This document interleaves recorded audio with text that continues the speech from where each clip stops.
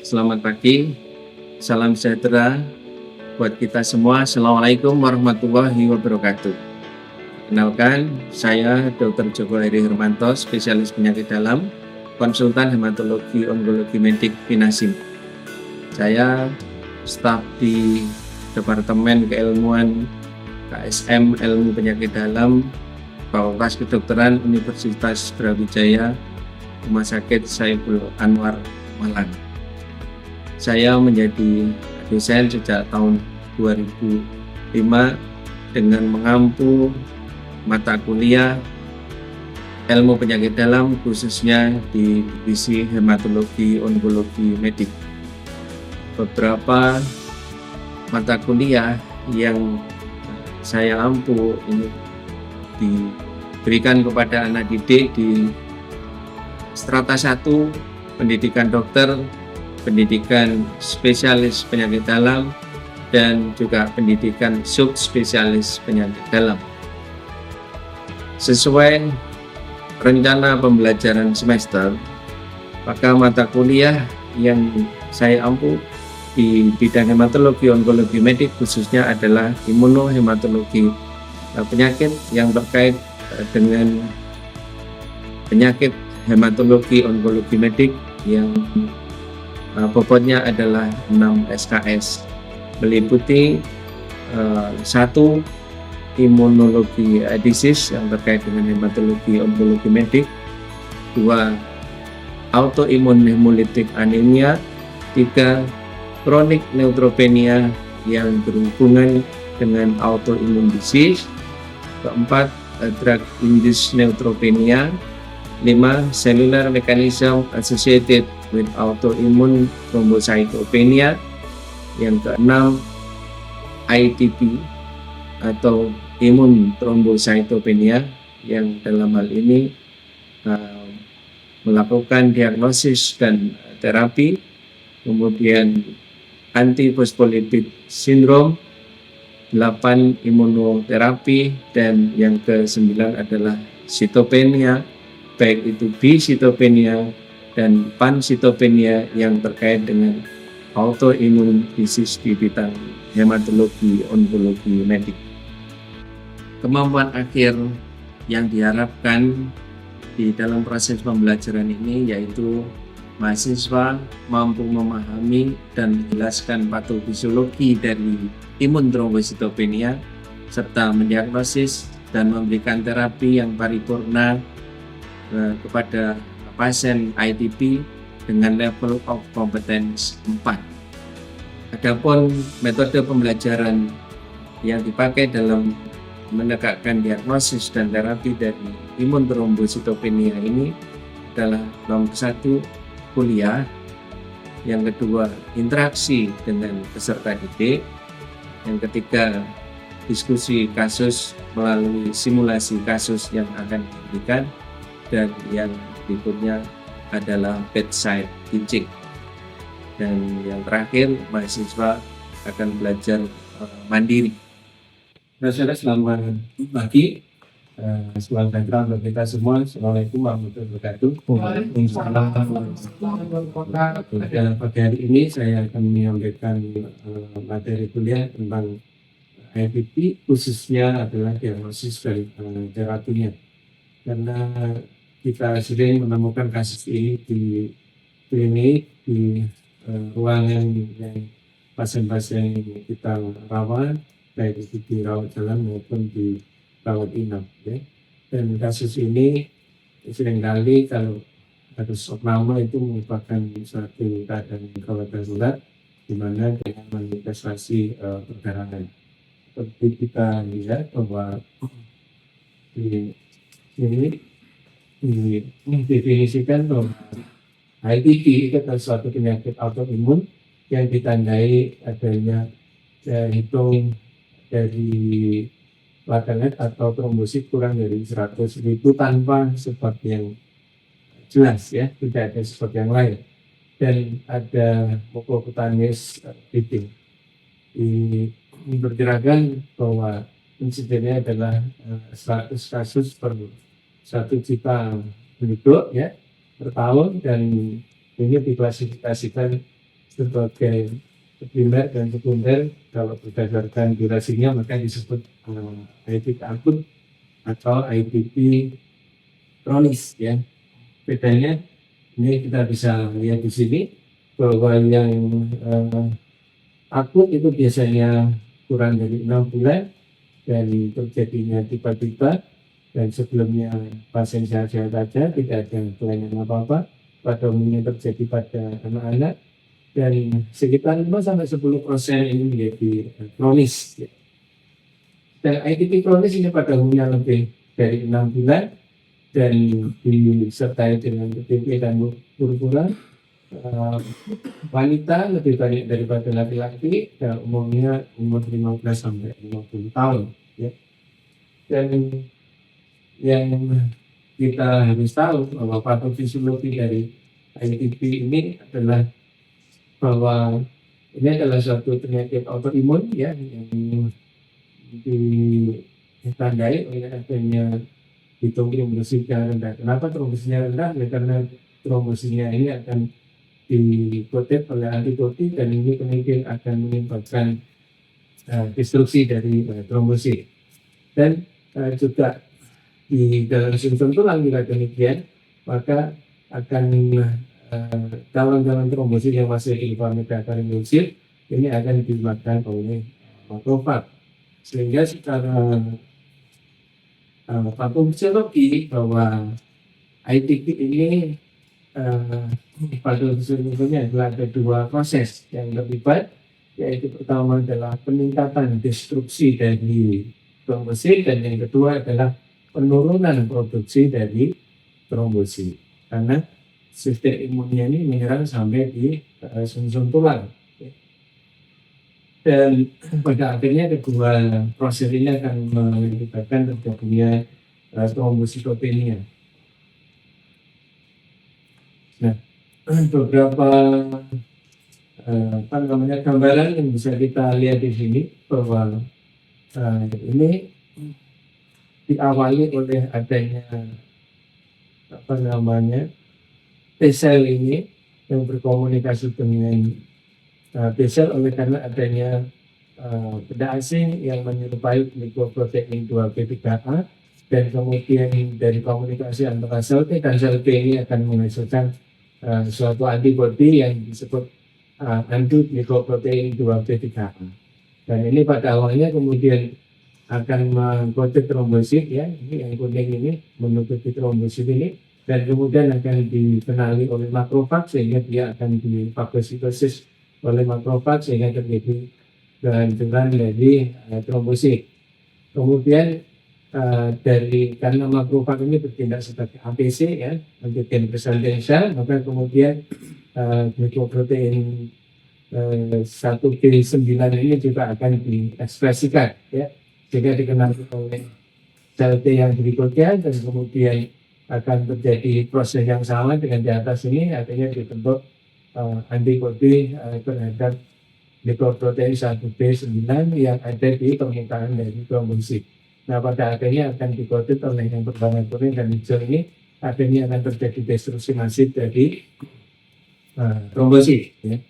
Prosesnya seperti itu, dan klasifikasinya ini tadi sudah kita lihat bahwa ITP ini ada akut dan juga kronis ya.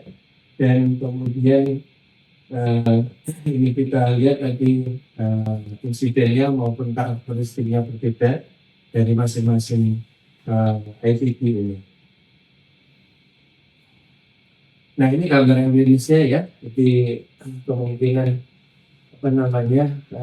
sebagian besar dari kasus adalah asimptomatis ya, tidak ada gejala apa-apa, dan kemudian dari pemeriksaan fisik kita bisa menemukan perdarahan ya, spontan seperti pada kulit saya, ini ada TK, ada kemudian bruising ya, untuk pada wanita bisa metroragia, gambridil, dan seterusnya. Lien tidak teraba, dan pada umumnya ini akan terjadi spontan, dan juga akan bisa residif kalau pada ITP yang kronis. Nah ini gambaran klinisnya ya dari pasien ini ada TBE yang kecil-kecil ini, kemudian ini purpura yang agak besar, dan ini ekimosif yang sering. Ini perdarahan di konjungtiva. Nah ini contoh dari ya dari kemudian ya TBE kecil-kecil seperti ini yang purpura ini agak besar, gitu ya. Dan manajemennya bagaimana? Pada umumnya untuk manajemen ini kita lihat dulu laboratorium findingnya ya. Kalau plateletnya kurang dari 100.000 tidak ada sebab lain maka kita tegak ITP. Dan setelah itu kemudian kita bisa lihat dari bone marrow kita adanya peningkatan dari meta karyosit ya. Tes ini bisa dilakukan tetapi pada umumnya sulit, ini sudah ditemukan, jadi diagnosisnya tetap dengan proses klinis dan tanda-tanda klinis yang ada di pasien.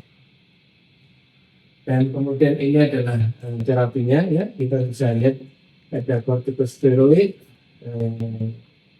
kemudian splenectomy, diberikan intravenous immunoglobulin atau IVIG, kemudian obat-obatan imunosupresan, transfusi platelet ini kalau terjadi perdarahan spontan. Dan ini kita bisa lihat fisik-fisiknya ya, kita juga terbiasa dengan menggunakan seperti ini, baik itu dexamethasone, methylprednisolone, prednisone ya. Ini sering kita berikan. Begitu kita untuk intravenous immunoglobulin kita bisa memberikan juga kepada pasien. Mana fungsinya? Karena IVIG ini harganya mahal ya. Dan ini sebagai overview dari terapi diagnosis dan terapi dari ITP ya. Setelah diagnosisnya tegak, maka kita berikan first-line terapi. First-line terapi berhasil, maka kita lanjutkan. Kalau sudah tenang, kita lanjutkan terus. Dan kalau trombositnya sudah baik, mungkin bisa di-stop. Tapi kalau kemudian flare mengalami kambuhan, maka bisa diberikan second line terapi, atau jika ini pertama gagal, diberikan second line terapi. Second line terapi gagal, bisa second terapi. Ya. Nah, ini adalah tempat kerja dari masing-masing obat dan juga masing-masing tindakan. Ini kita bisa lihat di sini. Ya, peran dari kortikosteroid ada di sini, dia akan menghambat ini namanya proses imunnya ya, yang dari walaupun plateletnya sudah dikotik tapi tidak dimakan oleh makrofag. Dan yang di bone marrow ini bisa diberikan trombopoietin maupun kortikosteroid, dan ini adalah peran dari imunosupresan, dan ini adalah plasma paresis ya, bagi itu terapi. Nah, kira demikian, mungkin barangkali ada yang ditanyakan sebelum kita masuk nanti ke diskusi kasus. Silakan. Silakan ada yang bertanya. Ya, ayo. Ya. Terima kasih atas presentasinya dokter, mengunjungi telepon.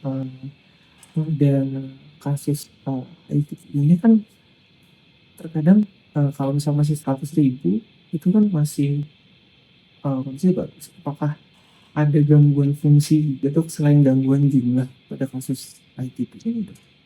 Terima kasih ya untuk pertanyaan ini yang bagus saya kira. Kalau ITP itu pada umumnya adalah terjadinya perdarahan atau kelainan yang muncul itu oleh karena jumlah trombosit yang kurang, bukan kualitas. Kalau kualitas trombosit yang terganggu itu namanya trombopati, dan trombopati pada umumnya tidak terjadi pada ITP ya. ITP ini khususnya akan terjadi perdarahan kalau trombositnya kurang dari 20.000 ya, biasanya itu akan terjadi perdarahan. Kalau masih 50.000, 60.000 biasanya nggak terjadi perdarahan. Paling cuman perdarahan kecil-kecil di kulit yang berupa petifnya maupun purpura ya. Baik ya, saudara. Setelah kita mengikuti kuliah ini, mari kita diskusi. Mungkin duduknya bisa lebih dekat saja supaya kita bisa lebih berinteraksi ya. Seorang wanita umur 17 tahun pelajar datang ke IGD dengan keluhan lebam merah dari tangan pada kedua betis kanan dan kiri sejak 3 hari sebelum masuk rumah sakit. Awalnya berupa bintik-bintik merah, tetapi kemudian semakin banyak sehingga kedua betis tampak seperti lebam merah kehitaman. Pasien juga mengeluhkan gusi berdarah sejak 3 jam sebelum datang ke IGD dan perdarahan tersebut tidak berhenti-berhenti. Pasien juga sering merasa pusing sejak sakit tersebut. Demam disangkal, batuk disangkal, pilek disangkal. 3 bulan, pasien sudah pernah periksa ke dokter dengan keluhan ada bintik-bintik merah di kedua kaki dikatakan sakit ITP.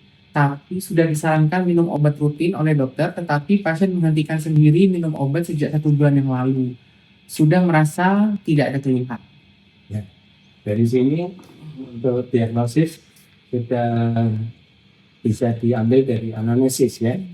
Jadi ternyata pasien ini sudah pernah didiagnosis ITP dan kemudian sekarang datang ke poliklinik dengan keluhan perdarahan dan juga lebam-lebam di kaki ya. Oke, ini ternyata gambarnya seperti ini ya, bukan apa namanya lebam di kaki. Nah kemudian sebutkan terapi yang diperlukan untuk pasien tersebut saat ini ya, terapi suportif atau terapi mini satu. Kita kasih apa tadi? Kortikosteroid ya. Jadi apa yang dipilih sama dosisnya apa?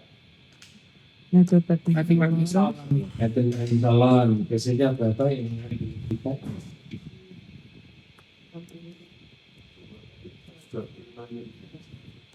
Ya, 2 kali 125 mg. IV ya. Kalau seperti ini mungkin itu dosisnya terlalu kecil ya, karena ini apa sudah ada berdarah spontan, maka penderita harus kita NS-kan diornamen dulu untuk memberikan kortikosteroid injeksi yang dosis tinggi ya. Jadi mungkin bisa kita berikan dosis 3 kali 125 mg sampai 3 kali 250 mg.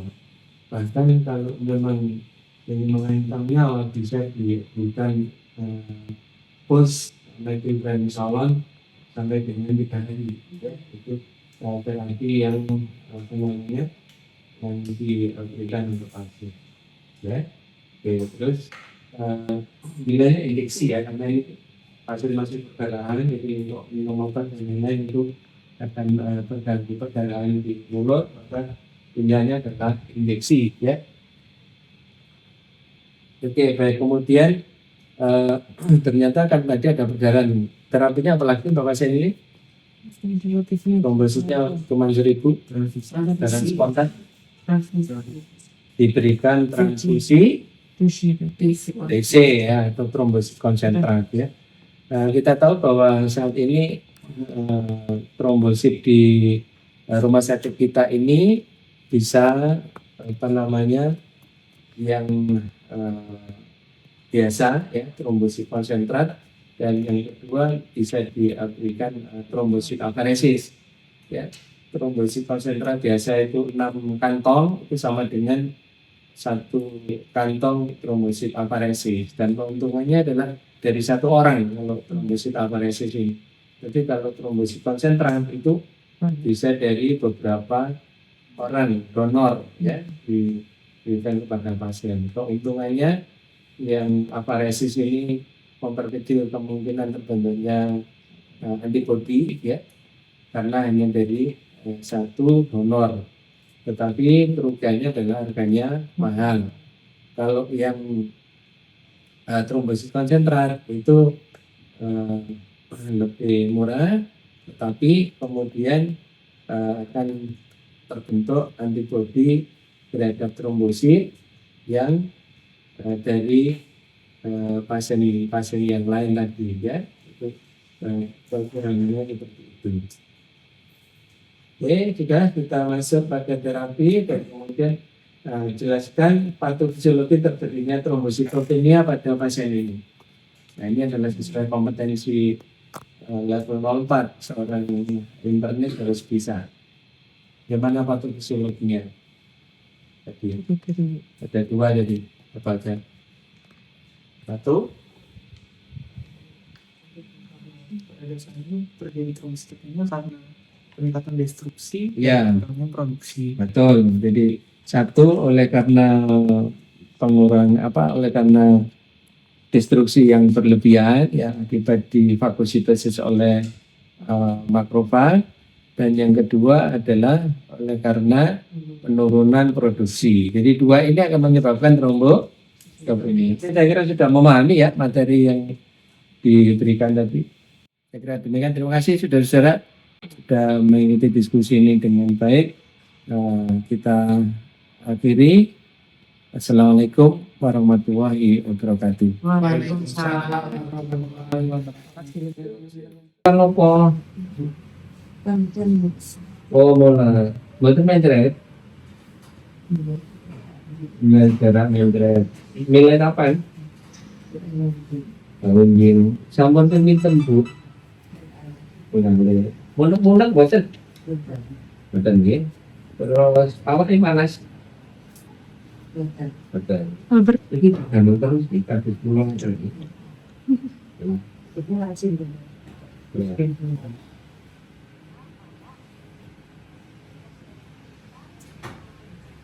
Kurang dikasih nutupi erong ya, dan pulang kan.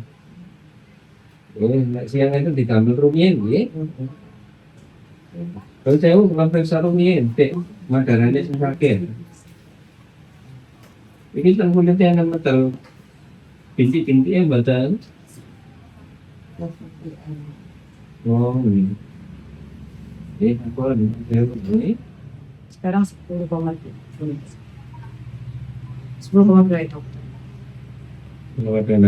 Jadi ini limfositnya yang turun udah hilang ini. Jadi datanya ini maka mungkin perlu di bukanan yaitu GCSR 3 hari dulu.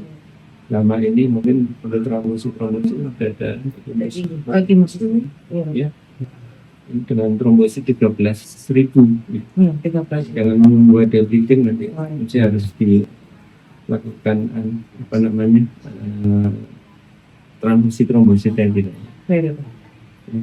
habis di transfusi baru kemudian dicek ulang. Neutrophil absolut Neutrophil absolutnya 720 ya kan? lalu betul udah harus diganti GCS.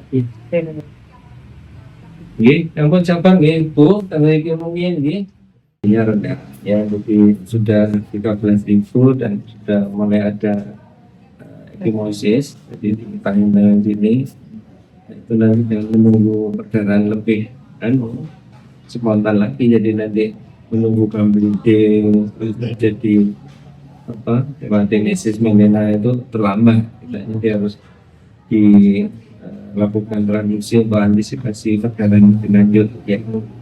Kemudian yang berikutnya saya kira juga perlu ditambahkan obat-obatan yang lain, ada diare apa itu ya harus diberikan itu. Terus pasiennya demam berikan terapi antidiuretik supaya nanti tidak tambah tinggi demamnya ya. Ya, antibiotik saya kira bisa diberikan apa itu yang per oral atau yang injeksi ya, dipilih sesuai anunya pasien. Kalau pasien orang apa ya lebih baik injeksi, tapi kalau kira-kira ini namanya bisa per oral ya per oral dan nyaman untuk basis. Diperhatikan hadiahnya untuk fluktuasi demam. Demikian proses pembelajaran yang saya berikan kepada mahasiswa tentang materi diagnosis dan terapi imun trombositopenia. Terima kasih atas semua perhatiannya dan saya ucapkan selamat pagi, salam sejahtera, wassalamualaikum warahmatullahi wabarakatuh.